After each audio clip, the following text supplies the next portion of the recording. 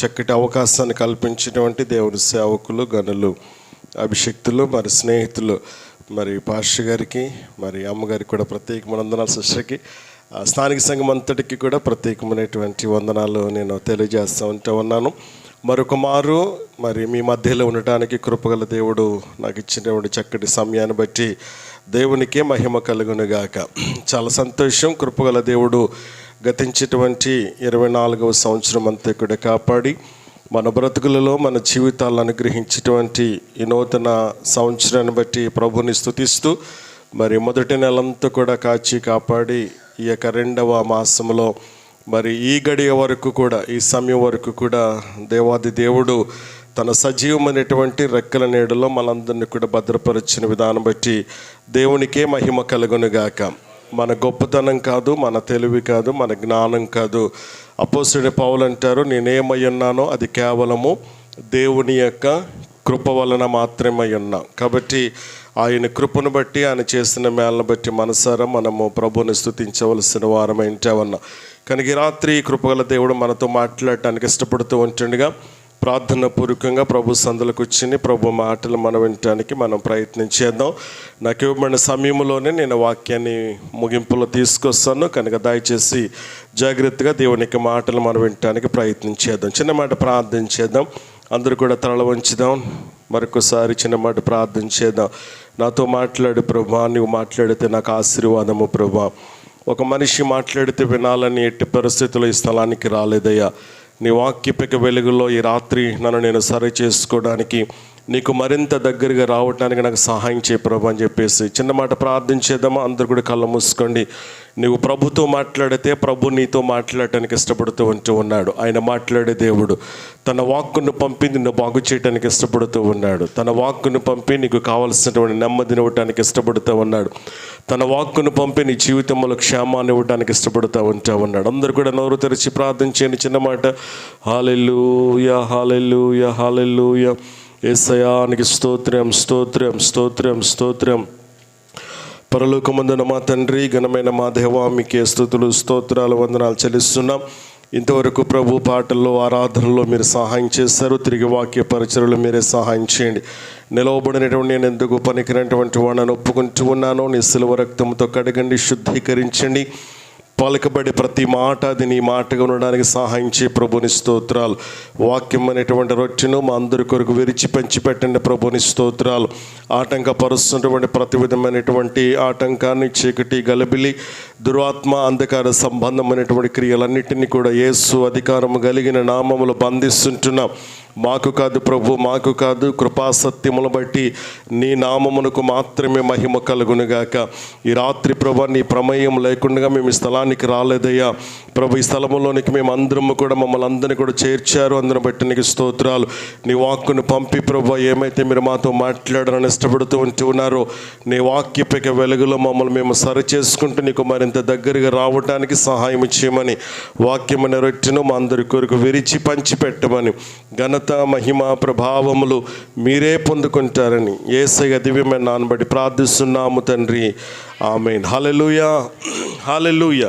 మంచిదండి. కొన్ని నిమిషాల దేవుడి మాటలు మనం వినడానికి ప్రయత్నించేద్దాం. బైబిల్ గ్రంథంలో నుండి మత్తయి సువార్త, మనందరికీ తెలిసినటువంటి మాటలే. మత్తయి సువార్త 25వ అధ్యాయము 14 నుండి 30 వచనాలు గనక మనం చదవగలిగినట్లయితే యేసు ప్రభు వారు చెప్పినటువంటి ఉపమానం అక్కడ మనకు కనబడుతూ ఉంటుంది. ఈ యొక్క 25వ అధ్యాయంలో మనం చూస్తూ ఉన్నప్పుడు మొదటి 13 వచనాలు కనుక మనం చదివితే 10 మంది కన్యకల ఉపమానం మనకు అక్కడ కనబడుతూ ఉంటుంది. 14వ వచనం నుండి 30వ వచనం వరకు మనం చదివితే తలాంతుల ఉపమానం మనకు అక్కడ కనబడుతూ ఉంటుంది. ఈ 2 ఉపమానాలు చెప్పడం గల ప్రాముఖ్యమైన ఉద్దేశం ఏంటి అని అంటే కనుక 10 మంది కన్యకల గురించి మనం ఆలోచిస్తూ ఉన్నప్పుడు సిద్ధపాటు అనేది మనం చూస్తూ ఉంటాం. ఎవరైతే తమను తాము సిద్ధపరచుకుంటారో వారు ప్రభుతో ఉంటారు. సిద్ధపాటు లేనటువంటి వారు ఎక్కడుంటారంటే కనుక బయట ఉంటారు. కనుక 5 లోపడున్నారు, 5 ఏమో బయట ఉన్నారు. కాబట్టి ప్రభు రాబోతూ ఉన్నాడు గనుక, కడవరి దినాల్లో అంచె దినాల్లో మనం ఉన్నాము గనుక ప్రభు రాకడ కొరకు మనము సిద్ధపరచుకోవాలి. అనేక మందిని ప్రభు యొక్క రాకడ కొరకు మనము సిద్ధపరచవలసినటువంటి బాధ్యత మన మీద ఉన్నది. దేవునికి మహిమ కలుగును గాక. రెండవ ఉపమానంలో మనం ఏం కనబడతా ఉంటుంది అని అంటే గనక ఫలించుట లేకపోతే అభివృద్ధి అనేది మనం చూస్తూ ఉంటాం. సిద్ధపడుతున్నటువంటి మనం దేవుని కొరకు ఫలాలు ఫలించేటువంటి వారంగా ఉండాలి, అభివృద్ధి చెందేటువంటి వారంగా మనం ఉండాలి. అయితే ఈ రాత్రికాల సమయంలో 14వ వచనం నుండి 30వ వచనం వరకు రాయబడినటువంటి తలాంతుల ఉపమానాన్ని నేను మీకు జ్ఞాపకం చేయాలని ఇష్టపడుతూ ఉన్నాను. దీని ద్వారా పరిశుద్ధాత్మ దేవుడు ఈ రాత్రి మనతో ఏం మాట్లాడడానికి ఇష్టపడుతూ ఉన్నాడో వాక్యపక వెలుగులో మనం సరి చేసుకోవడానికి మనం సిద్ధపడదాం. దేవునికి మహిమ కలుగును గాక. యజమానుడు దేశాంతరం పోతూ ఏం చేశాడంటే తన దాసులను పిలిపించి ఎవరిని సామర్థ్యమును బట్టి వానికి ఎన్ని తలాంతులు ఇచ్చాడమ్మో, మొదటి వానికి 5, రెండవ వానికి 3వ వానికి మాట్లాడండి 3వ వానికి బహుకాలం అయిన తర్వాత యజమానుడు కొంతకాలానికి తిరిగి వచ్చాడు. తిరిగి వచ్చిన తర్వాత వారి దగ్గర లెక్క చూసుకున్నాడు. 5 తీసుకున్నవాడు 5కు ఏం చేశాడు, రెట్టింపు చేసి 10 తీసుకొచ్చి, అయ్యా మరి నాకు 5 ఇస్తే నేను దాన్ని 5 చేశాను, మరొక 5 చేశాను, మొత్తం 10 అని చెప్పేసి యజమానుడికి ఇచ్చాడు. యజమానుడికి ఇస్తే యజమానుడు మెచ్చుకున్నాడా లేదా? మెచ్చుకున్నాడు. ఏమని అక్కడ సంబోధించాడంటే మనకందరికి తెలిసిన మాటలే కనుక నేను వేగంగా వెళ్తా ఉన్నాను, సమయం తక్కువ కాబట్టి దయచేసి గమనించండి, అర్థం చేసుకోవడానికి ప్రయత్నించండి. బలా నమ్మకమైన మంచి దాసుడా, నీవు ఈ కొంచెములు నమ్మకంగా ఉన్నావు గనుక నీకు నా సంతోషంలో కూడా నీకేముందో తెలుసా, పాలుంది అని చెప్పేసి అన్నాడు. రెండోవాడు 2 తీసుకున్నాడు. 2 తీసుకున్నవాడు 2 తీసుకొచ్చాడు, 4 చేశాడు. 4 తీసుకొచ్చి యజమానికి ఇస్తే యజమానుడు రెండవ వ్యక్తిని కూడా మెచ్చుకున్నాడా లేదా? మెచ్చుకున్నాడు. ఇక 3వ వాడు ఏం చేస్తాడు, ఎన్ని ఇచ్చాడనంటే కనుక అతనికి 1 ఇచ్చాడు. 1 తీసుకున్నవాడు 1 తీసుకొచ్చి, మరి నువ్వు చాలా కఠినవాడు నాకు తెలుసు కనుక నువ్వు వచ్చేంత వరకు కూడా నీది జాగ్రత్తగా పెట్టాను, కాబట్టి ఇది నీది కాబట్టి నువ్వే తీసేసుకొని చెప్పేసానంటే యజమానుడు 3వ వ్యక్తిని మెచ్చుకున్నాడా లేదా? మెచ్చుకున్నాడా? మెచ్చుకోలేదు. మొదటి 2 కూడా ఏం చేశాడు, ఏమని మెచ్చుకున్నాడు? బల నమ్మకమైన మంచి దాసుడని మెచ్చుకున్నాడు. 3వ వాడిని ఏమంటే ఉన్నారు, సోమరి అయిన చెడ్డ దాసుడు అని చెప్పేసి అసహించుకున్నాడు. కాబట్టి ఇక రాత్రికాల సమయంలో దీని ద్వారా మనం ఏం నేర్చుకోవచ్చు ఉపమానం ద్వారా అనంటే కనుక ఒక 3 ప్రాముఖ్యమైన విషయాలు నేను మీకు జ్ఞాపకం చేస్తాను. చాలా విషయాలు ఉంటాయి కానీ మీకు అర్థమవటానికి ఒక 3 విషయాలు నేను మీకు జ్ఞాపకం చేయాలని ఇష్టపడతా ఉన్నాను. ఈ లోకంలో మనం నమ్మకమైనటువంటి జీవితాల మీద లేకపోతే కనుక మన యొక్క సేవ మీద పరలోకములో మన స్థానం అనేది లేకపోతే కనుక పరలోకములో మన సేవ అనేది ఆధారపడి ఉంటుందని చెప్పేసి ప్రభువారు ఈ తలాంతుల ఉపమానాన్ని మనకి బోధిస్తూ ఉన్నాడు. ఈ ఉపమానం ద్వారా మనల్ని హెచ్చరిస్తూ ఉన్నాడు. అంత మాత్రమే కాకుండా మనము ఈ లోకములో ఉన్నప్పుడు దేవుణ్ణి సేవించడానికి, మనం ఈ లోకములో ఉన్నప్పుడు దేవుని సేవించడానికి మన యొక్క సామర్థ్యతలు లేకపోతే కనుక సమయం కావచ్చు, వనరులు కావచ్చు, అవకాశాలు కావచ్చు, లేకపోతే కనుక మనకు అప్పగించినటువంటి బాధ్యతలు కావచ్చు, ఇవన్నీ కూడా మనం ఏం చేయాలనంటే కనుక భూమి మీద బ్రతికినంత కాలం కూడా చాలా జ్ఞానయుక్తంగా మనం ఏం చేయాలి తెలుసండి, వాటిని మనము నెరవేర్చేటువంటి వారంగా మనం ఉండాలి. దేవునికి మహిమ కలుగును గాక. హల్లెలూయా. కాబట్టి భూమి మీద దేవుడు మనకిచ్చినటువంటి ఆ సమయం కావచ్చు, ఆ తలాంతులు కావచ్చు, ఆ వనరులు కావచ్చు, అవకాశాలు కావచ్చు, లేకపోతే కనుక ఏదైనా సరే భూమి మీద బ్రతికినంత కాలం కూడా మనము జ్ఞానయుక్తంగా దాన్ని గనక మరి ఉపయోగించకపోతే గనక 3వ వ్యక్తిని ఎలాగైతే సోమరివైన చెడ్డదాసుడా అని చెప్పేసి అసహించుకున్నాడో మన పరలోకపు తండ్రి కూడా ఒకానొక రోజున నిన్ను నన్ను కూడా అసహించుకునేటువంటి పరిస్థితి వస్తుంది. కాబట్టి కృపగల దేవుడు 2024 అంతా కాపాడాడు. గతించిన సంవత్సరాల్లో మీరు కరోనా టైంలో కనుక మనం గమనిస్తే కనుక ఎంతమంది చనిపోయారండి, గొప్ప గొప్ప వారు రాలిపోయారు, అవునే కాదా? తర్వాత కేరళలో వైనాడులో ఆ భయంకరమైనటువంటి ప్రమాదంలో కూడా చాలామంది కూడా మరణించారు. తర్వాత విజయవాడ భయంకరమైనటువంటి వర్షాలకు వరదలు కూడా అనేక మంది మరణించారు. కృపగల దేవుడు 2024 అంతా కూడా ఈ రోజు వరకు కూడా ఎన్నో బలహీనతలు, శ్రమలు, బాధలు, కష్టాలు, అవమానాలు అవన్నీ వచ్చినప్పటికీ కూడా ఎందుకో కృపగల దేవుడు మనందరి పట్ల దేవునికి ఒక గొప్ప ఉద్దేశం ఉన్నది. 29వ అధ్యాయము ఇర్మియా గ్రంథం 11వ వచనములో మనం చదువుతూ ఉన్నప్పుడు, నేను మీ ఎడల ఉద్దేశించేటువంటి ఉద్దేశాలు, ఆలోచనలు అవన్నీ కూడా నాకు తెలుసు అనంటే ఉన్నాడు. అవి ఎలాంటివి అనంటే గనక సమాధానకరమైనవి, అవి హాని చేసేవి కాదు అని చెప్పేసి దేవుని యొక్క వాక్యములో మనం చదువుతూ ఉన్నాం. కాబట్టి ఈ రోజున కృపగల దేవుడు మనందరి పట్ల గొప్ప గొప్ప ప్రణాళికలు, ఆలోచనలు కలిగి ఉన్నాడు కనుకనే నేటి వరకు మనము సజీవుల లెక్కలో మనము ఉన్నాం. లేదంటే కనుక ఎప్పుడో మనము కాలగర్భంలో కలిసిపోవలసినటువంటి వారమే. అయితే కృపగల దేవుడు ఈరోజు వరకు ఆరోగ్యం ఇచ్చాడంటే, శక్తినిచ్చాడంటే, బలమునిచ్చాడంటే, అందం ఇచ్చాడంటే, ధనాన్ని ఇచ్చాడంటే, చక్కటి అవకాశాలు మనకు కల్పిస్తూ ఉన్నాడు అని అంటే మనము దేవుని కొరకు ఉపయోగపడేటువంటి వారంగా ఉండాలి. దేవుని యొక్క పనిలో మనం కూడా మన బాధ్యతను మనం చక్కగా నమ్మకంగా నిర్వర్తించేటువంటి వారంగా ఉండాలి. ఏదో అలవాటు ప్రకారంగా మందిరానికి వస్తూ ఏమన్నా కూర్చుంటూ పాటలు పాడుతూ సాక్ష్యం ఇస్తూ ఏదో చిన్న కానుక వేసేసి వెళ్ళిపోవటం కాదు. ఈ రోజున దేవుడు నిన్ను ఒకానొక రోజున బాధ్యతగా నిన్ను లెక్కడుగుతాడు. యజమానుడు దేశాంతరం పోతూ ఎవని సామర్థ్యమును బట్టి వానికి తలాంతులు ఇచ్చాడు. కొంతకాలమైంది, తిరిగి వచ్చాడు, లెక్క చూసుకున్నాడు. లెక్క సరిగా ఉన్నటువంటి ఇద్దరిని మెచ్చుకున్నాడు. లెక్క సరిగా లేకపోతే కనుక సోమరువైన చెడ్డదాసుడు ఇక్కడి నుంచి వెళ్ళిపోని చెప్పేసి గంటి వేశాడు. ఆ పరిస్థితి రేపు ప్రొద్దుట మనకు రాకూడదు. ఈ రోజున మందిరములో కూర్చున్నటువంటి నీవు ఇక్కడ గనక మనము కన్ను మూస్తే మనం కళ్ళు తెరవలసింది ఎక్కడో తెలుసండి, పరలోకములోనే. కాబట్టి ఇంత బ్రతికిన తర్వాత నీ పేరు గనక లేకపోతే నీవు గనక పరలోకములో లేకపోతే గనక అది ఎంత భయంకరమైనటువంటి పరిస్థితి ఒకసారి ఆలోచన చేయండి. ఈ రోజున ఈ తలాంతుల ఉపమానం ద్వారా దేవుడు ఏం మాట్లాడని ఇష్టపడుతూ ఉన్నాడు అనంటే గనక మొట్టమొదటి విషయాన్ని నేను మీకు జ్ఞాపం చేస్తాను. విజయం అనేది పని యొక్క ఉత్పత్తి. దేవుని బిడ్డలారా, మొట్టమొదటి పాయింట్ జ్ఞాపం చేస్తూ ఉన్నాను. విజయం అనేది పని యొక్క ఉత్పత్తి అనేటువంటి విషయాన్ని మనం గుర్తించాలి. అంటే కష్టపడి మనం చేస్తామనుకోండి, విజయం అనేది మనం సొంతం చేసుకుంటాం. కష్టపడకపోతే విజయం ఎలాగొస్తుంది? శ్రమ పడకపోతే. ఇక్కడ ఇద్దరు వ్యక్తులు మనం చూస్తూ ఉన్నప్పుడు యజమానుడు ఇచ్చినటువంటి ఆ తలాంతుల విషయంలో, ఆ బాధ్యత విషయంలో, ఆ యొక్క వనరుల విషయంలో దీనిని జాగ్రత్తగా ఉపయోగించాలి. దీనిని జాగ్రత్తగా ఉపయోగించాల్సిన బాధ్యత నా మీద ఉన్నది. వస్తానన్నాడు యజమానుడు ఖచ్చితంగా, ఎప్పుడు వస్తాడో చెప్పలేదు. కనుక తిరిగి వచ్చేంత వరకు కూడా నాకు ఇచ్చినటువంటి ఆ బాధ్యతను, ఈ అవకాశాన్ని, ఈ పనిని నమ్మకంగా చేయాలని చెప్పేసి యజమానుడు వచ్చేంత వరకు కూడా ఏం చేస్తారు అని అంటే కనుక ఇద్దరు కూడా బహు కష్టపడ్డారు, ప్రయాసపడ్డారు, చాలా శ్రమను హెచ్చించారు. అయితే అలా కష్టపడినటువంటి కారణాన్ని బట్టి మనం చూస్తూ ఉన్నప్పుడు దేవుడు అద్భుతమైన రీతిలో వారికి ఏమి ఇచ్చాడు తెలుసండి? గొప్ప విజయాన్నే ఇచ్చాడు. అందుకని అంటున్నాడు, బలా నమ్మకమైన మంచి దాసుడా, నా సంతోషంలో మీకు కూడా ఏముంది?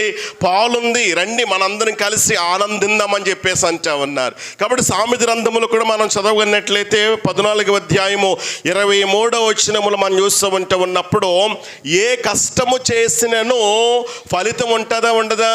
ఒకసారి చదువుతారమ్మా. ఏ కష్టము చేసినను ఒట్టి మాటలు లేమికి కారణముగా ఉంటాయంట. అంటే ఏ కష్టము చేసినా సరే దానికి ఏముందనమాట? ప్రతిఫలం ఉన్నది, లాభం ఉన్నది. కాబట్టి విజయం అనేది పని యొక్క ఉత్పత్తి.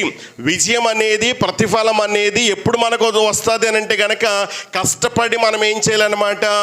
పని చేసే వారంగా మనం ఉండాలి. కాబట్టి సంఘములో ఈ యొక్క ఇది చాదరస్ గుంట కదండి, ఈ చాదరస్ గుంటలో దేవుడు ఈ అంజూరపు చెట్టుల తోటలో నిన్ను ద్రాక్ష చెట్టుగా నాటాడు. మరి ద్రాక్ష చెట్టుగా నాటినటువంటి నీవు ఫలాలు ఫలించాల్సిన బాధ్యత ఉందా లేదా? నమ్మకంగా జీవించాల్సిన బాధ్యత ఉందా లేదా? బైబిల్ ఏం చెబుతా ఉంది? నమ్మకమైన వానికి దీవెనలు మెండుగా కలుగునని చెప్పేసి దేవుని వాక్యంలో మనం చదువుతా ఉన్నాం. ఇంతవరకు మనం ఆశీర్వదించబడలేకపోవడానికి గల కారణం ఏంటంటే కనుక ఎక్కడో కొంత అపనమ్మకస్తులుగా మనం ఉంటూ ఉన్నాం.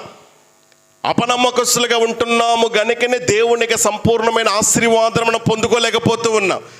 అయితే కడవరి దినాల్లో, అంచె దినాల్లో, దేవునికి రాకడ దినాల్లో ఉంటున్న మనం, దేవుడు నిన్ను ఈ తోటలో నాటాడు గనుక నీవు నేను ఎలా ఉండాలనంటే గనక నమ్మకమైనటువంటి పనివారంగా, పని చేసేటువంటి వారంగా ఉండాలి. కొంతమంది పని చేస్తూ ఉంటారు, పని చేసే వాళ్ళతో ఏమాత్రం కూడా ప్రాబ్లం ఉంటుందంటారా?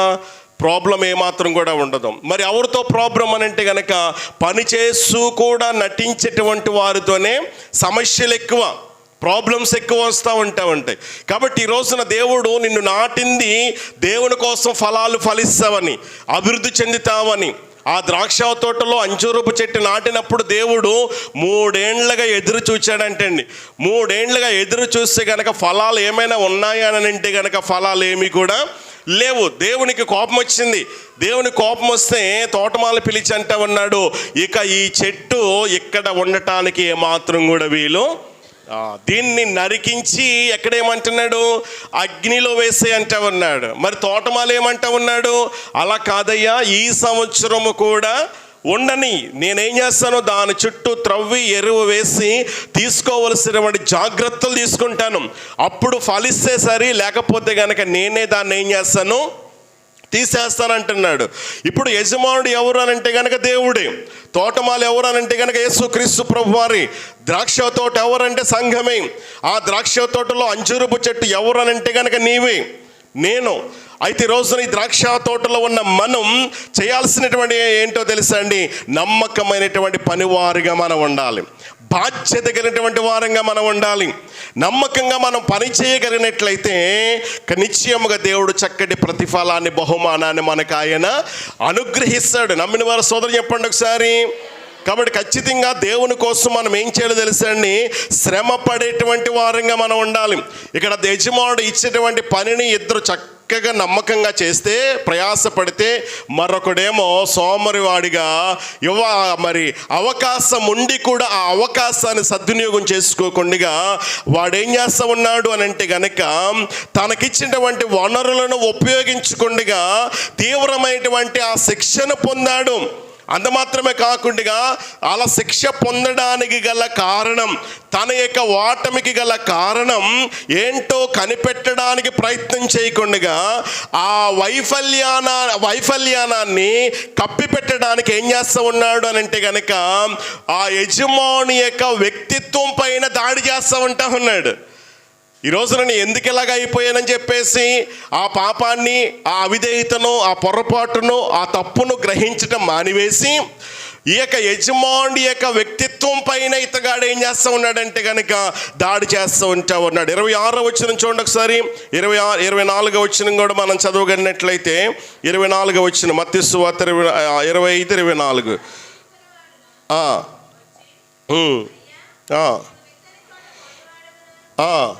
అంటే నువ్వు ఎలాంటి వాడు అని చెప్పేసి తన యజమానుడికి వ్యక్తిత్వం మీద ఏం చేస్తూ ఉంటా ఉన్నాడు చెప్పండి. ఇతగాడు దాడి చేయడానికి ప్రయత్నం చేస్తూ ఉంటా ఉన్నాడు. తన యొక్క పొరపాటు ఏంటో గ్రహించలేటువంటి పరిస్థితిలో ఉంటా ఉన్నాడు. కనుకనే తీవ్రమైనటువంటి ఆ శిక్షను పొందినట్లుగా లేఖనాల్లో మనం చూస్తూ ఉంటా ఉన్నాం. కాబట్టి మనం పడిన ప్రతి ప్రయాసకు దేవుడు సరైనటువంటి సమయంలో తగినటువంటి రీతిగానే దేవుడు ఏం చేస్తాడు అన్నమాట అమ్మ, చక్కటి ప్రతిఫలాన్ని ఇస్తాడు. అదే దేవుని వాక్యములు మనందరికీ తెలిసిన మాట. అపోస్తలుడైన పౌలు కొరింథీయులకు రాసినటువంటి మొదటి పత్రిక 15వ అధ్యాయము 58వ వచనములు మనం చదివితే మనందరికీ తెలిసిన మాట, ప్రభువునందు మన ప్రయాస ఏదియు వ్యర్థము కాదు అంట. ప్రభు కొరకు మనం పడిన ప్రయాస వ్యర్థము కానే కాదు. కాబట్టి ఏది కూడా వ్యర్థం కాదని తెలుసుకున్నటువంటి మనం, ఎరిగినటువంటి మనం ఈ యొక్క సంఘంలో ఎలాగుండాలనంటే అక్కడ వ్రాయబడిన మాట, కదలనటువంటి వారిగా ఉండాలంట. ఎలా ఉండాలమ్మా? కదలని వారిగా ఉండాలి. ఇంకెలా ఉండాలి? స్థిరులుగా ఉండాలంట. ఇంకా ఎలా ఉండాలనంటే కనుక ప్రభువు యొక్క కార్యాభివృద్ధి యందు ఎప్పటికీ కూడా ఎలా ఉండాలో తెలుసండి, ఆసక్తి ఉండాలి. మరి అలా కదలనటువంటి వారిగా, స్థిరత్వం కలిగినటువంటి వాడిగా ఆలోచించండి. దేవుని యొక్క కార్యముల పట్ల, దేవుని మందిరం పట్ల, దేవుని యొక్క మరి ఆ పరిచర్య పట్ల అలాంటి ఆసక్తి నువ్వు కలిగి ఉన్నావా? గతించిన దినాల్లో నువ్వు ఎలాగున్నప్పటికీ కూడా ఈ యొక్క సహవాస కూడికలో దేవుడు మనతో మాట్లాడుతూ ఉన్నాడు. మనము దీవించబడాలన్నది దేవుని ఉద్దేశం, మనం ఫలించాలన్నది దేవుని ఉద్దేశం. అదే ఆదికాండం 1వ అధ్యాయం 11వ వచనములో మనం చదువుతూ ఉంటాం. దేవుడు మానవ జాతిని ఆశీర్వదించాడంట. ఏమని ఆశీర్వదించాడు?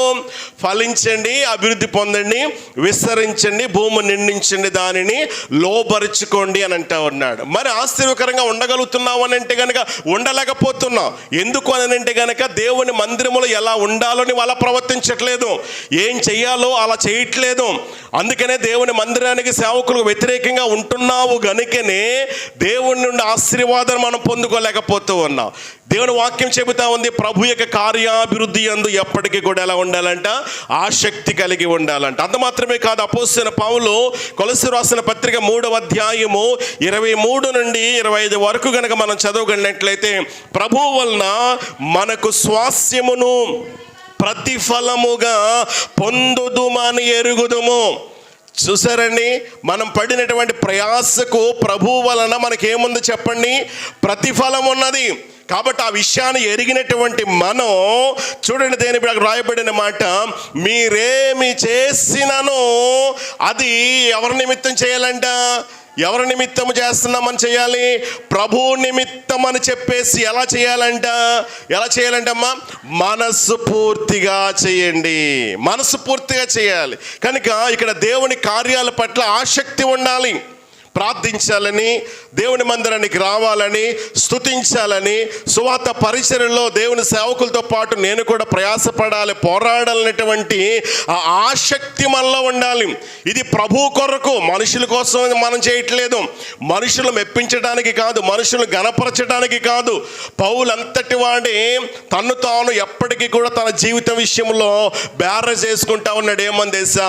నేను మనుషులను సంతోషపెట్టేవాడినా, నేను దేవుని సంతోషపెట్టేవాడినా, నేను మనుషులకు దాసున్నా, దేవునికి దాసున్నా? నేను ఎప్పటికీ కూడా మనుషులను సంతోషపెట్టేటువంటి వ్యక్తిగా ఉంటే గనక నేను దాసునికి, దేవునికి నేను ఏమాత్రం కూడా దాసుని కాదు. మరి నేను ఎవరిని సంతోషపెట్టాలి అని అంటే కనుక దేవుణ్ణే సంతోషపెట్టాలి. మరి ఈ రోజున నీ పని ద్వారా, నీ ప్రార్థన ద్వారా దేవునికి సంతోషాన్ని కలిగిస్తా ఉన్నావా? నీ ప్రవర్తన ద్వారా ఆలోచించండి నా దేని బిడ్డలారా. ఇక్కడ కష్టపడి మనం పని చేస్తే కనుక దేవుడు నిశ్చయముగా మనకేమిస్తాడనమాట? ప్రతిఫలం ఇస్తాడు. ఇక్కడ ఎవరు చూసినా చూడకపోయినా కానీ పరలోకమందునటువంటి మన తండ్రి మనల్ని ఏం చేస్తూ ఉన్నాడు? చూస్తూ ఉన్నాడు. అందుకని యేసు ప్రభు వారు కొండ మీద ప్రసంగములు అద్భుతమైన విషయాలు జ్ఞాపకం చేస్తాడు. ఏమన్నా తెలుసా? మీరు ప్రార్థించేటప్పుడు కానీ, మీరు ఉపవాసం ఉండేటప్పుడు కానీ, మీరు ధర్మం చేసేటప్పుడు కానీ ఎలా ఉపవాసం ఉండాలి, ఎలా ధర్మం చేయాలి, ఎలా ప్రార్థన చేయాలని చెప్పేసి అన్నాడు. ఆలోచించండి, ఈ విషయాలన్నీ కూడా మనకు జ్ఞాపకం చేసుకుంటా ఉంటుంటే, మీరు ప్రార్థించేటప్పుడు కానీ, ధర్మం చేసేటప్పుడు కానీ, ఉపవాసం ఉండేటప్పుడు కానీ మనుష్యులకు కనబడాలని కాదు, రహస్యమందు చూచు నీ తండ్రి నీకేం చేస్తాడో తెలుసండి? నిశ్చయముగా ప్రతిఫలం ఇస్తాడు అని చెప్పేసి అక్కడ రాయబడిన మాటలు మనం చూస్తూ ఉన్నాం. కాబట్టి ప్రభునందు ఈ లోకములో పడినటువంటి ప్రయాస ఏది కూడా చెప్పండి ఏం కాదనమాట? వ్యర్థము కాదు. ఈ లోకంలో మనం ప్రయాస పడితే కొన్నాటికి ప్రయోజనాలన్నీ ఉండవు, కానీ దేవుని నిమిత్తం మనం పడిన ప్రతి ప్రయాస ఒకానొక రోజున దేవుడు మనకేమిస్తాడు తెలుసండి? ప్రతిఫలాన్ని ఇస్తాడు. అదే మా పౌలు గారు అంటా ఉన్నాడు, ప్రభు వల్ల స్వాస్యమును ప్రతిఫలముగా పొందుదుమని ఎరుగుదుము. కాబట్టి మీరేమి చేసినను, తినినను త్రాగినను, ఏమి చేసినను ప్రభు నిమిత్తమే చేయండి, మనస్సు పూర్తిగా చేయండి అని చెప్పేసి లేఖన భాగాల్లో మనం చూస్తూ ఉన్నాం. కాబట్టి కొన్ని విషయాల్లో మనం ఆధ్యాత్మికంగా కనుక మనం గమనించగలిగినట్లయితే వ్యర్థము కాదండి. అందులో మొట్టమొదటి విషయం ఏంటో తెలుసా? మన ప్రార్థనలు అనేవి ఎప్పుడు కూడా వ్యర్థము కానే కాదు. ఈరోజు నువ్వు చేసినటువంటి ఆ ప్రార్థనకు సమాధానం రాకపోవచ్చు. ఆలస్యమైనంత మాత్రాన దేవుడు మన ప్రార్థన వినలేనట్ట? ఖచ్చితంగా విన్నాడు. ఒకానొక రోజున తగిన సమయంలో దేవుడు నీ ప్రార్థనకి ఏమిస్తాడనమాట, జవాబిస్తాడు. దేవుని నామం కొరకు, సువార్త నిమిత్తము, సంఘం కొరకు నీవు ఎంత ప్రయాసపడుతున్నావో, నీ ధనాన్ని ఎంత ఇచ్చిస్తా ఉంటావన్నావో, నీ ఆరోగ్యాన్ని ఎంత ఇచ్చిస్తా ఉంటావన్నావో సమస్తాన్ని చూస్తూ ఉన్నాడు గనుక నిశ్చయముగా దేవుడు నీవు జీవితంలో గొప్ప కార్యాలు చేయటానికి ఆయన ఇష్టపడతా ఉంటావన్నాడు. కాబట్టి ఇక్కడ ప్రతిఫలం అనేది ఎప్పుడు వస్తుంది అని అంటే గనక కష్టపడి పని చేస్తే. అందుకని ఏ కష్టము చేసిననో లాభమే మనకు దొరుకుద్ది. అంటే ఇప్పుడు ఈ ద్రాక్ష తోటలో ఉన్న మనం ఎలా ఉండాలి చెప్పండి? పని చేసే వారంగా మనం ఉండాలి. ఎలా పని చేయాలి? నమ్మకంగా పని చేయాలి. ఎలా పని చేయాలి? మనసు పూర్తిగా చేయాలి. ఎలా చేయకూడదు? మనుషులకు చేస్తున్నాం అన్నట్టుగా కాదు, మనుషులు చూస్తారన్నట్టుగా కాదు, సేవకులు చూస్తున్నారో లేదని కాదు. దేని బిడ్డలారా, ఇది దేవుని పని. ఆలోచించండి. నెహెమ్యా గ్రంథములు మనం చూస్తూ ఉన్నప్పుడు మందిర నిర్మాణం కోసం ఇలాంటి పిలుపునిచ్చినప్పుడు నెహెమ్యా యొక్క పిలుపుని విన్నటువంటి వారు, ఆహ్వానం విన్నటువంటి వారు, వారందరూ కూడా ఒకరికొకడు మనస్సు కలుపుకున్నారంటండి. ఒకరికొకడు ఏం కలుపుకున్నారమ్మా? మనస్సు కలుపుకున్నాడు. కానీ రోజున సంఘాలకు వస్తూ కూడా ఒకరికొకడు మనస్సు లేకుండా ఉంటారు, ఐక్యత లేనటువంటి వారిగా ఉంటారు. అందుకని ఫిలిప్పీ రాసిన పత్రికలో మనం చూస్తూ ఉన్నప్పుడు 2వ అధ్యాయంలో 4వ అధ్యాయంలో అనుకుంటాను, ఒకసారి మాట చదువుతారా ఒకసారి? కొలస్సీ రాసిన పత్రిక అనుకుంటాను. ఒక మాట మనం చదవగలిగినట్లయితే దేవుని యొక్క వాక్యములో మనము ఒక మాటను మనం చదువుదాం. కొలస్సీ రాసిన పత్రికలో అపోస్తలుడైనటువంటి పౌలు కొలస్సీ రాసినటువంటి పత్రికను ఫిలిప్పీ రాసిన పత్రిక 2వ అధ్యాయము 1వ వచన భాగంలో మనం చూస్తూ ఉన్నప్పుడు అమ్మా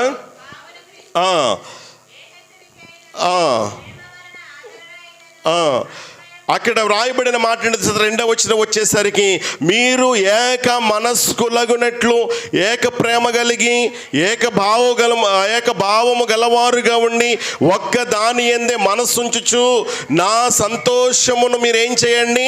సంపూర్ణము చేయండి అని చెప్పేసి మాట్లాడుతూ 3వ వచనం వచ్చేసరికి అంటున్నాడు, కక్ష చేతనైనను వృధాతిశయము చేతనైనను ఏమీయూ చేయక. చూడండి దేని బిడ్డలారా, వినయమైన మనస్సు గలవారై ఒకరినొకడు తనకంటే యోగ్యుడని ఎంచుచు మీలో ప్రతివాడును తన సొంత కార్యములను మాత్రమే గాక ఇతరుల కార్యములను కూడా ఏం చేయాలంటమ్మా? చూడాలి అని అంటా ఉన్నాడు. నా దేని బిడ్డలారా ఆలోచించండి. పౌలు గారు జ్ఞాపం చేస్తూ ఎలా ఉండాలి ఇక్కడ తెలియజేస్తూ ఉన్నాడు, ఎలా ప్రయాసపడాలో, ఎలా ప్రభు సన్నిధిలో చేయాలంటా ఉన్నాడు. కాబట్టి ఇలాంటి ఐక్యత సంఘములో ఉండాలి, విశ్వాసంలో కనుపరచాలి. కాబట్టి ముగింపులకు వస్తామంటా ఉన్నాను. ఇక్కడ ఈ తలాంతుల ఉపమానం ద్వారా మనం ఏమో నేర్చుకోవచ్చయ్యా అని అంటే గనక, విజయం అనేది పని యొక్క ఉత్పత్తి. అంటే పని చేస్తేనే మనకు జీతం ఉంటుంది. పని చేయకపోతే జీతం ఊరికనే ఎవడిస్తాడు? ఆలోచించండి. ఊరికనే పిలిచి ఎవడని ఇస్తాడా జీతం? డబ్బులు ఊరికనే రావు. మరేం చేయాలి? కష్టపడాలి. మరి ఈ సంఘములో ఈ ద్రాక్ష తోటలు నువ్వేం చేయాలి? కష్టపడాలి. కష్టపడుతున్నావా? నమ్మకంగా వస్తా ఉన్నావా? నమ్మకంగా దేవునికి ఇవ్వాల్సింది ఇవ్వగలుగుతున్నావా? చేయాల్సింది చేయగలుగుతూ ఉన్నావా? లేకపోతే కనుక వారిని చూసి వీరిని చూసి నీవు, లేకపోతే కనుక వారు చేస్తారులే వీరు చేస్తారులే నేనేదో వెళ్ళి కూర్చుందాం అనుకుంటూ ఉన్నావా? దేవుని యొక్క వాక్యములు మనం చదువుతూ ఉన్నాము, విజయం అనేది పని యొక్క ఉత్పత్తి. ఈ ద్రాక్ష తోటలో మనం అందరూ కూడా పని వాళ్ళమే. ఇందులో ఒకరు గొప్ప ఒకరు తక్కువ ఏమి కాదు దేని బిడ్డలారు. మనం అందరము ఒకే కుటుంబస్తులం. మన తండ్రి ఒక్కరే, ఆయన హెడ్ అయితే మనం అందరం కూడా శరీరంలో అవయవాలుగా మనం ఉన్నాం. కాబట్టి ఒకరినొకరు పురుకొల్పుకొని ఒకరినొకరు ప్రోత్సాహపరుచుకొని ఒక్కదాని ఎందే మన మనసు ఉంచాలంట. ఏక మనసు అనేటువంటి వారంగా, ఏక తాత్పర్యం అనేటువంటి వారంగా ఉండాలని చెప్పేసి దేవుని వాక్యములో మనం చదువుతూ ఉన్నాం. ఇక్కడ ఇద్దరు కష్టపడ్డారు. కష్టపడిన వారికి యజమానుడు మెచ్చుకున్నాడు. ఈ రోజున మందిరంలో కూడా అలా పని చేస్తే కనుక, నమ్మకంగా పనిచేస్తే కనుక ప్రభువు కూడా నిన్ను మెచ్చుకుంటాడండి. అందుకని కొరింథీ రాసిన పత్రికలో 10వ అధ్యాయం అనుకుంటాను, అక్కడ రాయబడిన మాట ఏంటో తెలుసండి, ప్రభువు మెచ్చుకున్నవాడే యోగ్యుడు కానీ తన్ను తాను మెచ్చుకున్నవాడు యోగ్యుడు కాదంట. ఎవరు మెచ్చుకోవాలి మనల్ని? అమ్మ ఎవరు మెచ్చుకోవాలి చెప్పండి? ప్రభు మెచ్చుకోవాలి. ప్రభు మెచ్చుకున్నవాడే యోగ్యుడు కానీ తను తాను మెచ్చుకున్నవాడు యోగ్యుడు అంటే ప్రభు వలన మనం ఏం చేయాలన్నమాట? మెప్పు పొందే వారంగా మనం ఉండాలి. మెప్పు పొందాలనంటే గనక సంఘములో మనము నమ్మకమైనటువంటి పనివారిగా మనం ఉండాల. రెండవది నేను జ్ఞాపకం చేస్తూ ఉంటే ఉన్నాను, 15వ వచనం మనం చూస్తూ ఉంటే ఉన్నప్పుడు మత్తయి సువార్త 25:15 మనం చదివితే, ఎవరి సామర్థ్యము చొప్పున ఒకనికి 5, ఒకనికి 2, ఒకనికి 1 ఇచ్చినట్లుగా లేఖనాలు మనం చూస్తూ ఉంటా ఉన్నాం. దీన్ని బట్టి మనం అర్థం చేసుకోవలసిన విషయం ఏంటో తెలుసా? మనమంతా ఒకేలాగా సృష్టించబడ్డామా అని అంటే కనుక ఒకేలాగా సృష్టించబడలేదు. ఇక్కడ కొందరు పొట్టి వాళ్ళు ఉన్నారు, పొడుగా ఉన్నటువంటి వాళ్ళు ఉన్నారు, లావుగా ఉన్న వాళ్ళు, సన్నంగా ఉన్న వాళ్ళు ఉన్నారు, తెల్లోళ్ళు ఉన్నారు, నల్లోళ్ళు ఉన్నారు. ఆలోచించండి, రకరకాల మనుషులుగా మనం ఉంటా ఉన్నాం. అంటే దీన్ని బట్టి మనం అర్థం చేసుకోవలసిన విషయం ఏంటో తెలుసా? దేవుని సృష్టిలో మనం అందరము కూడా ఒక అద్భుతం అండి. దేవుని సృష్టిలో మనం అందరం కూడా ఒక అద్భుతం. లేఖనాల్లో మనం చూస్తూ ఉంటా ఉన్నప్పుడు అపోస్తలుడైన పౌలు గలతీ రాసిన పత్రిక 6వ అధ్యాయము 4-5 వచనాలు మనం చదివితే, ప్రతి వాడు కూడా చేయాల్సిన పని ఏంటో తెలుసా అండి? గలతీ రాసిన పత్రిక 6వ అధ్యాయం 4-5 వచనాలు చదివితే, ప్రతి వాడు కూడా తాను చేసేటువంటి ఆ పనిని పరీక్షించి చూసుకుంటే గనక అప్పుడు అతనికి ఏం కలుగుద్దో తెలుసండి?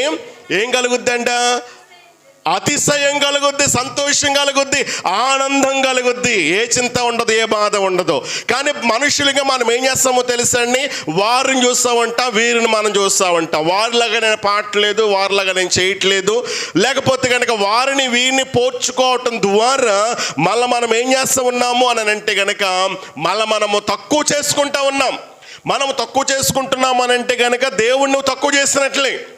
కనుక దేవుడు ఎప్పుడు కూడా గొప్పవాడు, సర్వశక్తిమంతుడు, ఆయన లోపము లేనటువంటి వాడిగా ఉన్నాడు. కాబట్టి ఈ రోజున ఈ సృష్టిలో దేవుడు నిన్ను ఒక ఉద్దేశ్యముతో చేసుకున్నాడు, ఒక ప్రణాళికతో ఆయన చేసుకున్నాడు, ఒక ఆలోచన ఆయనకు ఉన్నది. కాబట్టి నీకు సాటి ఎవరు కూడా లేరు. ఇక్కడ 5 ఇచ్చాడు, ఒకనికి 2వ వానికి 2 ఇచ్చాడు, 3వ వానికి 1 ఇచ్చాడు. 5 ఇచ్చిన వానికి సామర్థ్యాన్ని ధనం యజమాడు ఎరిగాడు కనుక 5 ఇస్తే కనుక ఎంత కష్టపడగలడో, ఎలా చేయగలడో ఎరిగినటువంటి వాడిగా యజమానుడు 5 తలాంతులు ఇచ్చినట్లుగా మనం చూస్తూ ఉన్నాం. ఇక 3వ వాని సంగతి దగ్గరికి రండి. వాడికి ఎన్ని ఇచ్చాడు అంటే కనుక 1 ఇచ్చాడు. వాని సామర్థ్యం ఏంటో యజమానుడు బాగా గుర్తించాడు. ఎంత మరి కష్టపడగలడో, ఎంత ప్రయాసపడగల గుర్తించాడు. కానీ అది కూడా అతను అలా చేయలేకపోయాడు. యజమాని చేత శిక్ష పొందినట్లుగా లేఖనాల్లో మనం చూస్తూ ఉన్నాం. కాబట్టి వారిని వీరిని మనం పోల్చుకోకూడదు. కానీ దేవుడు నీకు ఇచ్చిన తలాంతు ఏంటో, దేవుడు నీకు ఇచ్చిన వనరులు ఏంటో, దేవుడు నీకు ఇచ్చిన సామర్థ్యం ఏంటో, నీ బలం ఏంటో, నీ శక్తి ఏంటో నువ్వు గుర్తించి దేవుని కొరకు మనము ఏం చేయాలండి? ఆయన సేవలో మనం అందరం కూడా పాలిభాగస్తులుగా మనం ఉండాలి. అందుకని దేవుని వాక్యములు మనం చదువుతాం. యెషయా గ్రంథం 2వ అధ్యాయము 22వ వచనంలో మనం చూస్తూ ఉన్నప్పుడు, మనిషి మీద మీరు నమ్మకం పెట్టడం మానండి అని అంటా ఉన్నాడు. అంటే మనల్ని మనం ఇతరులతో పోల్చుకోవటం ద్వారా మనల్ని మనము ఏం చేస్తామో తెలుసా? తప్పుగా భావించేటువంటి చిత్రముతో పోలుస్తూ ఉంటా ఉన్నాం. ఇక్కడ ఒక మాట మీకు జ్ఞాపకం చేస్తూ ఉంటా ఉన్నాను. ఒక పువ్వు తన ప్రక్కనటువంటి పువ్వుతో పోటీ పడుతుందండి. ఎప్పుడైనా అలా పోటీ పడటం ఎప్పుడైనా మనం గమనించామా? దాని పని ఏంటనంటే గనక వికసించటమే దానికి ఉన్నటువంటి నైజం, అలవాటు. ప్రక్కనటువంటి పువ్వును చూసి ఎప్పుడు కూడా పోటీ పడదు. దేవుని బిడ్డలంగా నీవే గనుక నీ తలాంత ఏంటో, నీ సామర్థ్యం ఏంటో గుర్తించి దేవుని కొరకు మనం ఏం చేయాలి? నమ్మకమైనటువంటి పరిచారకులుగా మనం ఉండాలి. నమ్మకంగా దేవుని కోసం పనిచేసేటువంటి వారంగా ఉండాలి. ఇక్కడ మనందరికీ కూడా దేవుడు చక్కటి ఆధిక్యతలు ఇచ్చాడు, అవకాశాలు ఇచ్చాడు. అయితే దేవుని కోసం నువ్వు దాన్ని ఎలా వినియోగిస్తా ఉన్నావు? నీ సమయాన్ని ఎలా వినియోగిస్తావంటా ఉన్నావు? నీ ధనాన్ని ఎలా వినియోగిస్తా ఉన్నావు? నీ ఆరోగ్యాన్ని ఎలా వినియోగిస్తావంటా ఉన్నావు? నీ స్వరాన్ని ఎలా వినియోగిస్తావంటా ఉన్నాం? మందిరంలో నీ పరిచర్య ఏంటో గుర్తించి దాన్ని ఎలా చేయగలుగుతూ ఉన్నావు? ఆలోచించండి నా దేవుని బిడ్డలారా. దేవుని మందిరములో మనం అందరం కూడా పని చేసేవారంగా ఉండాలి. అంతేకాదు, మనమంతా కూడా ఒకే రకంగా సృష్టించలేదు. మనమందరము దేవుని సృష్టిలో ఒక ప్రత్యేకమైన భాగంగా మనం ఉన్నాము గనుక మనం ఏం చేయాలంటే గనక వారిని వీరిని చూడటం మానేసి మనము దేవుని యొక్క శక్తిని ఏంటో మనం గుర్తించాలి. దేవుని యొక్క వాక్యములు మనం చదువుతూ ఉన్నప్పుడు సామెత గ్రంథములో 3వ అధ్యాయము, సామెత గ్రంథం 3వ అధ్యాయము కనుక మనం చదవగలిగినట్లయితే 5-6 వచనాలు చదువుతారు. ఒకసారి సామెత గ్రంథం 3వ అధ్యాయము 5-6 వచనాలు మనం చదువుతూ ఉన్నప్పుడు జ్ఞానిని సొలొమోను ఈ రీతిగా మాట్లాడుతూ ఉన్నాడు. మన స్వబుద్ధిని మనం ఆధారం చేసుకోకూడదంట. మన పూర్ణ హృదయముతో ఏం చేయాలంట? యెహోవా యందు మనం నమ్మికించాలి. మన ప్రవర్తన అంతటి యందు కూడా ఆయన అధికారానికి మనం ఒప్పుకోవాలి. అప్పుడు ఆయన మనల్ని ఏం చేస్తాడో తెలుసండి, మన త్రోవలన్నిటిని కూడా ఆయన ఏం చేస్తామంటాడు? సరళం చేస్తాడు. మన స్వబుద్ధిని మనం ఆధారం చేసుకోకుండా, మనకున్న జ్ఞానాన్ని బట్టి, తెలివిని బట్టి, నేను వారిలాగా ఉండలేకపోతున్నాను కదా, వారిలాగా పాడలేకపోతున్నాను కదా, వారిలాగా చేయలేకపోతున్నాను కదా అని మనము నిరుత్సాహపడకూడదు. దేవుని వైపు చూడాలి. మన బుద్ధిని ఆధారం చేసుకోకూడదు. మన పూర్ణ హృదయంతో దేవుని మీద ఆధారపడగలిగినట్లయితే దేవుడు మన జీవితాలు గొప్ప కార్యాలు చేయడానికి ఇష్టపడుతూ ఉన్నాడు. అంత మాత్రం కాకుండా 1 కొరింథీ పత్రిక 11:1 మనం చదివితే కనుక పౌలు గారు అంటున్నారు కదా, నేను క్రీస్తును పోలి నడుచుకొనుచున్న ప్రకారము మీరును నన్ను పోలి అంటే మనము వారిని వీరిని చూడటం మానేసి, వారిని వీరిని అనుసరించడం మానేసి ఎవరిని అనుసరించాలని అంటే గనక క్రీస్తునే మనం అనుసరించాలి. ఎందుకనంటే గనక ఈ లోకములో ఉన్న ప్రతి ఒక్కరు కూడా పరిపూర్ణులా అని అంటే గనక పరిపూర్ణులు కానే కాదు. ఈ లోకములో ఉన్న ప్రతి ఒక్కరు కూడా లోపాలు కలిగినటువంటి వారు. కానీ యేసు ప్రభువులో ఏ లోపమైనా ఉందా అనంటే గనక ఆయనలో ఏ లోపము లేదు.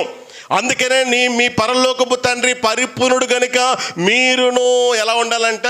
పరిపూర్ణులుగా ఉండండి. అంటే లోపము లేని వాడిని మీరును లోపము లేని వారిగా ఉండాలి. ఇప్పుడు మన జీవితంలో అద్భుతాలు, దేవుని ప్రణాళికలు, లేకపోతే దేవుని ఆలోచనలు మన పట్ల నెరవేరాలి అని అంటే కనుక వారిని వీరిని చూడకుండా, మన స్వబుద్ధిని మనం ఆధారం చేసుకోకుండా, మన పూర్ణ హృదయంతో దేవుని మీద ఆధారపడగలిగినట్లయితే, దేవుని పోలి గనక మనం నడవగలిగినట్లయితే, ఆయన్ని గనక మనం చూస్తూ నడవగలిగినట్లయితే మన జీవితాల్లో అద్భుతాలు చేయడానికి ఆయన ఇష్టపడతా ఉన్నాడు. కాబట్టి దేవుడు మనకిచ్చిన దాన్ని బట్టి ప్రభుని స్తుతిస్తూ మనం ఏం చేయాలి తెలుసా? నమ్మకమైన పరిచర్యను మనము జరిగిందాం దేని బిడ్డ. ఇక ముగింపులోకి వస్తా ఉన్నాను, వినండి జాగ్రత్తగా. ఒకటి విజయం అనేది పని యొక్క ఉత్పత్తి. ఎంత కష్టపడతామో అంత ఆశీర్వాదాలు ఉంటాయి. కాబట్టి ఈ రోజు నుంచి ఎవరి కోసం మనం కష్టపడదాం? చెప్పండి, ఎవరి కోసం? ఎలా చేద్దాం? ఎవరి కొరకు మనం చేయట్లేదు? మనుషుల కోసం కాదు, ఇక్కడ దేవుని పని ఇది. ఆలోచించండి. ఒకవేళ నువ్వు చేయకపోతే కనుక, నువ్వు స్తుతించకపోతే కనుక దేవుడు ఏమంటాడు తెలుసా అండి? ఇదిగో నేను రాళ్ళకు ఆజ్ఞాపిస్తాను అంటున్నాడు. దేవుడికి చక్కటి అవకాశాన్ని ఇచ్చాడు, ఆధిక్యతనిచ్చాడు, చక్కటి మందిరాన్ని ఇస్తామంటా ఉన్నాడు. మరి ఈ మందిరం నువ్వు ఎలా ఉంటా ఉన్నావు? అందరికంటే ముందు రాగలుగుతా ఉన్నావా? చక్కటి పరిచర్యలు మనం చేయగలుగుతున్నాం. ఆధిక్యత ఇచ్చాడు, పరిచర్య చేయటానికి అవకాశాలు ఇచ్చాడు. కానీ ఈ రోజు నుంచి ఒక మంచి తీర్మానం తీసుకొని అందరికంటే ముందుగా వచ్చి ఏమండి బరకాలు వేయటమని, మందిరం ఓడ్చటమని చేసేటువంటి వాళ్ళు ఉన్నారు, కాదంటలేదు. అయితే ఇంకా ఈ పరిచర్య అనేది మీరు ఏం చేయాలో తెలిసి నమ్మకంగా పనిచేస్తే కనుక నమ్మకమైన వానికి దీవెనలు చెప్పండి మెండుగా కలుగుతాయి. ఆ నమ్మకమైన వ్యక్తివి నీవేనా? అపనమ్మకస్తుడిగా ఉంటున్నావా? దేవుని ఇల్లంతటిలో మోసే నమ్మకస్తుడని సాక్ష్యం పొందాడు. మరి పరలోకానికి వెళ్ళిన తర్వాత నీ దేవుడు మనల్ని లెక్కడిగితే కనుక మనం ఏంటి? ఏ విషయాల్లో నమ్మకత్వాన్ని కోల్పోయేంతవరకు కూడా నమ్మకత్వ విషయంలో మనము లోపము లేని వారంగా మనం ఉండాలి. 3వది నేను జ్ఞాపకం చేసి ముగిస్తాను. అక్కడ మనం చదవగలిగినట్లయితే 19వ వచనం మనం చదువుతూ ఉన్నప్పుడు బహుకాలమైన తర్వాత యజమానుడు వచ్చి ఏం చేశాడంట? వారి యొద్ద లెక్క చూచుకొనెను. 1 చెప్పండి, విజయం అనేది పని యొక్క ఉత్పత్తి. 2 చెప్పండి, మనమంతా ఒకేలాగా సృష్టించబడలేదు. ఈ సృష్టిలోనే మనము దేవుని యొక్క అద్భుతమైన చేతి పని. ఎంత అద్భుతమో తెలుసా అండి? నీకున్నటువంటి కనురెప్పలు కావచ్చు, నీకున్నటువంటి చెవుకున్నటువంటి షేప్ కావచ్చు, ఇంకెవరికైనా ఉంటుందమ్మా? ఈ వేలు ముద్రలు ఇంకెవరికైనా ఉంటాయా? ఎవరికి మ్యాచ్ అవ్వ అసలు. ఎంత అద్భుతం ఆలోచన. నీవే. కాబట్టి వారిలాగా కాదు, వీరిలాగా ఉండలేకపోతున్నాను కాదు, దేవునికి ఇచ్చిన సామర్థ్యం ఏంటో, తలాంత్ ఏంటో గుర్తించి దేవుని కోసం పాడు, దేవుని కోసం స్తుతించు, దేవుని కోసం పరిచర్య చేయి. పరిచర్య చేస్తే కనుక రహస్యమందు చూచు నీ తండ్రి నీకేమిస్తాడు? ఖచ్చితంగా ప్రభు వలన స్వాస్థ్యమును మనము ప్రతిఫలముగా పొందబోతున్నామనే విషయాన్ని ఎరిగి మనసు పూర్తిగా చేసేవారిగా ఉందాం. మూడవది, ఇక్కడ రాయబడిన మాట ప్రకారంగా మనం చదవగలిగినట్లయితే దేవుడు ప్రతి వారిని కూడా ఏం చేస్తాడో తెలుసా అండి? లెక్క అడుగుతాడు. దేవుడు ప్రతి వారిని ఏం చేస్తూ ఉంటాడు? లెక్క అడుగుతాడు. రోమీయులకు రాసిన పత్రిక 14వ అధ్యాయము 12వ వచనం మనం చూస్తూ ఉన్నప్పుడు, మనలో ప్రతి వాడును తన్ను గురించి దేవునికి ఏం చేయాలంట? ఏం చేయాలమ్మా? లెక్క చెప్పవలెను. చెప్పండి, మనందరం గురించి, మన గురించి మనము దేవునికి ఒకానొక రోజున ఏం చేయాలి? లెక్క చెప్పాలి. నీ భర్తకు నువ్వు లెక్క చెప్పవసరం లేదు, నీ భార్యకు నువ్వు లెక్క చెప్పవసరం లేదు, ఒకవేళ వారు అడిగినా అడగకపోయినప్పటికీ కూడా. కానీ భూమి మీద మన గురించి ఒక ఆయన ఉన్నాడండి, ఆయన అడుగుతాడు, ఖచ్చితంగా లెక్క అడుగుతాడు. లెక్క సరిగా లేదు అని అంటే కనుక తీసి పారేస్తాడు. అదే కదా బెల్షస్సర్ విషయంలో చేశాడు దేవుడు. దేవుడు చూచాడంట, చూసినప్పుడు తూకములో పెట్టి తూచాడంట. తూచినప్పుడు తూకానికి సరిగా సరిపోలేదు, లెక్క తక్కువయింది కనుకనే రాజును ఏం చేశాడు? తీసివేసి తన రాజ్యాన్ని మరో వ్యక్తికి దేవుడిచ్చేశాడు. కారణం ఏంటో తెలుసండి? దేవుని దృష్టిలో సరిగా లేడు, దేవుని దృష్టిలో సరిగా ప్రవర్తించలేదు. దేవునికి దృష్టిలో సరిగా ప్రవర్తించకుండా యెరూషలేములో ఉన్నటువంటి పాత్రలు తీసుకొచ్చి అపవిత్రపరిచి 120 మందికి గొప్ప విందు చేపించి, రాణులతో, అధిపతులతో, ఉపపత్నులతో, మామూలు విందు కాదంటే గొప్ప విందు చేయించాడు. త్రాగుబోతుగా మారిపోయాడు. దేవునికి కోపం వచ్చింది. దేవుడు చూచాడు. చూచినటువంటి దేవుడు తూకములు పెట్టాడు. తూకములు పెట్టి లెక్క చూచాడు, సరిగా లేదో తీసి పారేశాడు. వారి దృష్టిలో ఎవరైనా సరే కనుక దేవుని దృష్టిలో కనుక మనం సరిగా లేకపోతే కనుక దేవుడు మనల్ని కూడా ఏం చేస్తూ ఉంటాడు? తీసి పారేస్తాడు. అందుకనే 10 మంది కన్యకుల ఉపమానాలు మనం చూస్తూ ఉన్నప్పుడు సిద్ధపడిన వారు లోనున్నారు, సిద్ధపడనటువంటి వారు బయట ఉన్నారు. అయ్యా మేమొచ్చాము, తలుపు తీయండి అని అంటే కనుక లోపల నుండి వచ్చిన స్వరం ఏంటో తెలుసా? మీరెవరో మాకు. అదేంటండి, నేను సంఘంలో ప్రారంభం నుండి ఉన్నటువంటి వ్యక్తిని, మా మందిరం కట్టడానికి, ఫౌండేషన్ వేయటానికి నేనే కదా ఇచ్చాను. ఇస్తే ఏంటి, చేస్తే ఏంటి, నీవెవరో నాకు తెలియదంటా ఉన్నాడు. ఇలాంటి భయంకరమైన పరిస్థితుల్లోనికి మనం రాకుండా ఉండాలనంటే దేవుడు మనల్ని చూస్తున్నాడు, మన లెక్క అడుగుతాడని భూమి మీద సరిగా బ్రతకడం మనం నేర్చుకోవాలండి. అలా లేకపోతే కనుక దేవునికి ఉగ్రత మన మీద, మన బిడ్డల మీదకి వస్తూ ఉంటుంది. దేవుడు చూడలేదు చెప్పేసి విర్రవేగి ఏమన్నా తిరుగుతూ పాపం చేస్తూ దేవునికి దూరంగా ఉంటూ దేవుని మందిరానికి వస్తూ కూడా బయటికి వెళ్ళిన తర్వాత ఒక రకమైన ప్రవర్తన, మందిరంలో ఒక రకమైన ప్రవర్తన కలిగి ఉంటే కనుక దేవుడు లెక్క అడుగుతాడు, నిన్ను ఎవరు అడిగినా అడగకపోయినా. కాబట్టి మనమందరము కూడా దేవునికి జవాబుదారి అయి ఉన్నామండి. ఆయన దృష్టిలో మనము సమాధానం చెప్పాలి. 2వ కొరింథీ పత్రిక 5:10 మనం చూస్తూ ఉన్నప్పుడు చదువుని ఒకసారి త్వరగా. 2వ కొరింథీ రాసిన పత్రిక 5వ అధ్యాయము, సమయం అయిపోయింది, ముగిస్తూ ఉన్నాను. దయచేసి అమ్మ 5వ అధ్యాయము 10వ వచ్చిన భాగం చదువుతారు ఒకసారి.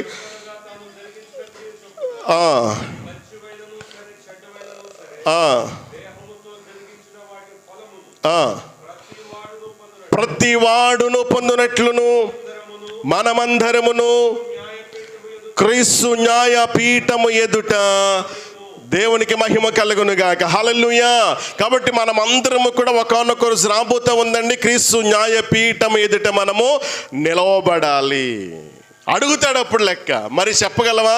ధైర్యంగా ఆయన ఎదుట నిలవబడగలవా? నీవు చెప్పగలవా? నీవుగా నా దేవుని బిడ్డలు ఆలోచించండి. మత్తయి సువార్త 12:36-37 ప్రకారంగా మనం చదువుతూ ఉన్నప్పుడు అక్కడ రాయబడిన మాటను మనం చూస్తూ ఉంటుంటే, మనం మాట్లాడే ప్రతి మాటకు కూడా మనం ఎలా ఉన్నామనంటే కనుక జవాబుదారిగా మనం ఉంటాం. కాబట్టి భూమి మీద బ్రతికినన్నాళ్ళు కూడా మన నోటిని మనం ఏం చేయాలన్నమాట? విశ్వాసంగా మనం అదుపులో పెట్టుకోవాలి. ఎలా పడితే అలా మాట్లాడటానికి వీలు లేదు. ఆచితూచి మాట్లాడాలి. బైబిల్ చెబుతున్న మాట ఉప్పు వేసినట్లుగా ఉండాలి, కృపాసహితమైనదిగా ఉండాలి. పల్లెములో పెట్టినటువంటి ఆ వెండి బంగారు పండులాగా ఉండాలంటే మన నోటి మాటలు. లేకపోతే కనుక మన నోటి మాటలను బట్టి ఒకానొక రోజున మనం కూడా ఏం చేయబోతున్నాం? జవాబుదారిగా మనం ఉంటామన్నా. ఇంకా ఎందులో మనము లెక్క అడుగుతాడు దేవుడు అంటే చాలా విషయాలు ఉన్నాయి. 14వ అధ్యాయం రోమీయులకు రాసిన పత్రిక 14వ అధ్యాయము 12లో మనం చదివాము, మన జీవితాలను ఎలా గడుపుతూ ఉన్నాము. ఎంత చదివామో మన జీవితాన్ని ఎలా గడుపుతూ ఉన్నామో దాని విషయంలో కూడా దేవుడు మనల్ని ఏం చేస్తాడో తెలుసండి, లెక్క అడుగుతాడు. కాబట్టి మన ప్రవర్తనను మనము జాగ్రత్తగా మనము కాపాడుకోవలసిన వారమే ఉంటామన్నా. ముగింపులో మాట నేను జ్ఞాపం చేస్తూ ఉన్నాను. ఈ తలాంతుల ఉపమానం ద్వారా 3 విషయాలు మీకు జ్ఞాపం చేస్తాను. ఒకటి చెప్పండి, విజయం అనేది ఊరకనే వస్తుందమ్మా, ఊరకనే రాదు. మరి ఏం చేయాలి? మరి దేవుని తోటలో మనమందరం కూడా ఈ రోజు నుంచి ఏం చేద్దాం? నమ్మకమైనటువంటి పరిచారకులుగా ఉంటూ కష్టపడే వారంగా ఉన్నాం. కష్టపడటానికి మనం ఏం చేద్దాం? ఇష్టపడదాం. కొంతమందికి ఇష్టం ఉండదు, అవునా కదా? కానీ అలా ఉండకూడదు. మనం ఇష్టపూర్వకంగా మనస్సు పూర్తిగా చెయ్యండి అంటామన్నాడు. మరి ఆ మనసు నీకుందా? నీవుగా పరిశీలన చేసుకో. ఇంతవరకు ప్రభు పరిచయం ఎలా చేసావు? కానీ ఈ రోజు నుంచి మనస్సు పూర్తిగా చేద్దాం. గొప్పల కోసం కాదు, పేరు కోసం కాదు, దేవుని మహిమ కోసం మనం చేయాలి. పాడినా, దేవునికి ఇచ్చినా, దేవుని కోసం వచ్చినా, ఏం చేసినా సరే మనం కనబడకూడదు, దేవుడే కనబడాలి. గొప్ప వారు అక్కడ కానుకలు వేశారు, కానీ పేద విధవరాలు వేసినటువంటి కానుకను దేవుడు చూచాడు, ఆమెను మెచ్చుకున్నాడండి. నీవు అలా ఉండాలి, నేను అలా ఉండాలి, అలా పనిచేసేవారిగా మనం ఉందాం. రెండవది చెప్పండి, మనమంతా ఒకేలాగా సృష్టించబడలేదు. నీవు ప్రత్యేకత, నీకు వారితో పోల్చుకోవద్దు. దేవుని సృష్టిలో నేను కూడా ఒక అందమైనటువంటి వ్యక్తులమండి. ఇలా చేసుకున్నాడంటే ఆయనకి నచ్చింది, నిన్ను అలా చేసుకున్నాడంటే నీకు అలా నచ్చింది ఆయనకి. కాబట్టి ఖచ్చితంగా నీవే కనుక దేవునికి ఇచ్చిన తలాంత ఏంటో, సామర్థ్యం ఏంటో, అవకాశాలు ఏంటో, వనరులు ఏంటో గుర్తించి ఈ రోజున దానిని మనం ఏం చేయాలి? ఉపయోగించాలి. మనం ఉపయోగిస్తే కనుక దాని ద్వారా దేవుడు మహిమపరచబడతాడు. అలా మహిమపరచబడడం ద్వారా నీ జీవితంలో దేవుడు గొప్ప కార్యాలు జరిగిస్తాడు. ఇక 3వది జ్ఞాపం చేశాను, మనమందరము కూడా దేవునికి ఎలాగున్నామమ్మా? జవాబుదారిగా మనం ఉంటామన్నా. దేవుడు అడుగుతాడు, ప్రతీదీ అడుగుతాడు. కాబట్టి ఆయన దృష్టిలో మనం చూస్తూ ఉన్నాడు. అందుకనే తన ఎడల యథార్థ హృదయం గల వారిని దేవుడు ఎప్పుడు కూడా బలపరచటానికి ఆయన కనులంట చెప్పండి, కనులు ఏం చేస్తూ ఉంటామన్నాయి? భూలోకమందంతట కూడా సంచారం చేస్తూ ఉందంట. మరి ఆయన నిన్ను చూస్తూ ఉన్నప్పుడు ఆయన దృష్టిలో నువ్వు ఎలా ఉంటావన్నావు? ఎలా ప్రవర్తిస్తూ ఉంటావన్నా? నీ ప్రవర్తన, మందిరంలో నీ ప్రవర్తన, ఇంటికి వెళ్ళిన తర్వాత నీ ప్రవర్తన, స్కూల్లో నీ ప్రవర్తన, కాలేజెస్లో నీ ప్రవర్తన, జాబ్ చేసే స్థలాల్లో నీ ప్రవర్తన ఎలా ఉంటావుంది? అవన్నీ లెక్క అడుగుతూ ఉంటాడు. ఒంటరిగా ఉన్నా, 10 మందిలో ఉన్నా, 1000 మందిలో ఉన్నప్పటికీ మన ప్రవర్తనను మనం ఏం చేద్దాం? జాగ్రత్తగా కాపాడుకుందాం. దేవునికి ఇష్టలుగా మనం బ్రతుకుదాం. దేవుని యొక్క ఉద్దేశాలను సంపూర్ణంగా నెరవేర్చేటువంటి వారిగా మనం ఉందాం. నమ్మకమైన వానికి దీవెనలు చెప్పండి అమ్మా. ఎన్నో ఉన్నాయి, మెండుగా ఉన్నాయి. అవన్నీ నువ్వు పొందుకోవాలంటే కనుక ఈ ద్రాక్ష తోటలో మనం ఏం చేద్దాం? ఫలాలు ఫలించేవారిగా ఉందాం. ఫలాలు ఫలించలేకపోతే కనుక యజమానికి కోపం వచ్చింది, తీసేయమన్నాడు. కానీ తోటమాల అన్నాడు, అయ్యా ఈ సంవత్సరం ఉండని, బ్రతిమలాడుకుంటామన్నాడు. ఇప్పుడు తోటమాల యేసుక్రీస్తు అయితే నీ విషయంలో యజమానికి బ్రతిమలాడుకుంటే ఉన్నాడు.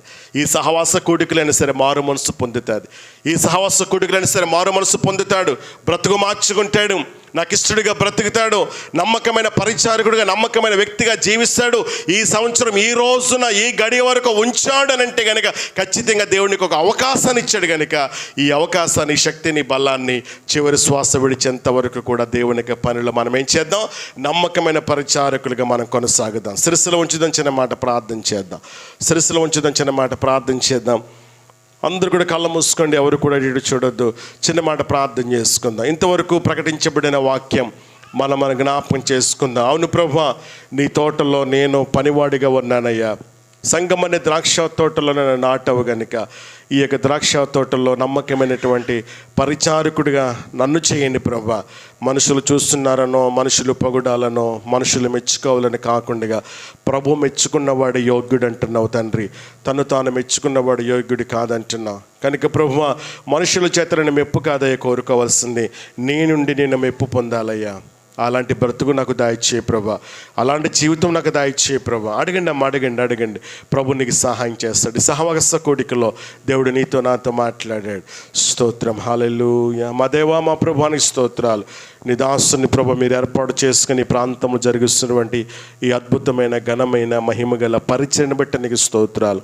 ఈ 2025వ సంవత్సరంలో ఈ యొక్క 2వ మాసములు ప్రభు 2వ శనివారముగా మేమందరం ఈ రీతిగా చేరి నీ నామాన్ని మేము స్తుతించడానికి మీరు ఇచ్చిన సమయాన్ని బట్టి నీకు స్తోత్రాలు. తలంతుల ఉపమానం ద్వారా మీరు మాతో మాట్లాడారు, అందరూ బట్టి నీకు స్తోత్రాలు. అవునయ్యా, మేమందరం కూడా నీకు జవాబుదారి అయి ఉన్నాము తండ్రి. ఏ విషయాల్లో మేము జాగ్రత్తగా ఉండాలో, మా ప్రవర్తన ఎలా ఉండాలో, మా నోటి మాటలు ఎలా ఉండాలో మీరు జ్ఞాపం చేశారు ప్రభా. నీకోసం పని చేసేటువంటి వారంగా, నమ్మకమైనటువంటి పరిచారకులుగా మేము ఉండడానికి సహాయం చేయమని వాక్యం ద్వారా మీరు మాతో మాట్లాడి మమ్మల్ని బలపరిచి, మమ్మల్ని ప్రోత్సాహపరిచి, మమ్మల్ని పురుకొల్పునందుకు నీకు స్తోత్రాలు చెల్లిస్తుంటూ ఉన్నాం. ప్రకటించబడిన వాక్యం బిడ్డలందరి జీవితాలు ఫలింపచేయండి. దాసుని, దాసురాలను, కుటుంబాన్ని, సంఘ బిడ్డలందరినీ కూడా మీరు దీవించమని యేసయ్య దివ్యమైన నామమును బట్టి ప్రార్థిస్తున్నాము తండ్రి, ఆమేన్. మరొకసారి సమయం ఇచ్చినటువంటి మరి అయ్యగారికి, మా సిస్టర్ గారికి ప్రత్యేకమైన వందనాలు. సంఘమంతటికి కూడా వందనాలు తెలియజేస్తూ ఉన్నాం.